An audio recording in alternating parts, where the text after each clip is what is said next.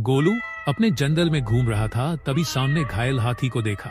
गोलू उसको तुरंत पट्टी बांध दिया, घर में पकड़ कर लाया और घर में अच्छा से इलाज करके बढ़िया सा मस्त पट्टी बांधा और ठीक हो गया।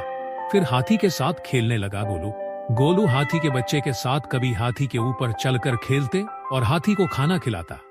गोलू हाथी के पिठ के ऊपर बैठकर जंगल में खेलने गया। झरने के पास खेलते खेलते समुद्र नीचे गिर गया।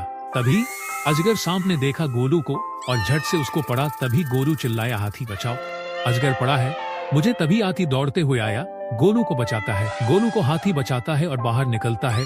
तभी हाथी का चाइनीज कराटे शुरू करता है और हाथी अजगर से लड़ता है। अजगर को इतना मारता है, मत पूछो कितना मारता है। उसको उसकी नानी याद आ गया, उतना मारा। गोलू और हाथी हंसी खुशी से खेलने लगे और जिंदगी जिए। गोलू और हाथी के लिए लाइक सब्सक्राइब कर दो। मुन्नू को मंगर दादा खाने के लिए मुंह पारा। तभी मुन्नू के पिताजी ने मिथुन कराटे जमाया और उसके साथ लड़ा, आखिरी दम तक लड़ा। मंगर दादा ने उसके पिताजी को मार दिया, आखिरी दम तोड़ दिया। मुन्नू रोया और उसका अंतिम संस्कार कर दिया। अस्पताल में भर्ती हो गया। सिस्टर डॉक्टर ने उसका इलाज किया, वह ठीक हो गया। डॉक्टर ने मुन्नू को बताया, यहाँ अस्पताल से सीधे अपने पापा के पास जाना। मुन्नू याद करके रोया। कब्रिस्तान में जाकर फूल चढ़ाए, घर में जाकर रात को आराम किया। सुबह याद किया और कुकू कराटे शुरू किया।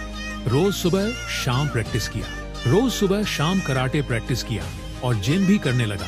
रोज सुबह शाम में 3 साल गुजर गए और सबसे भारत का ताकतवर बॉडी बिल्डर बन गया। और मुन्नू ने उसके पिताजी का प्रतिशत का बदला लेने का सोचा और मगरमच्छ दादा के पास गया और उसके साथ लड़ा। चाइनीज कराटा में लड़ा बहुत, उसको मार गिराया।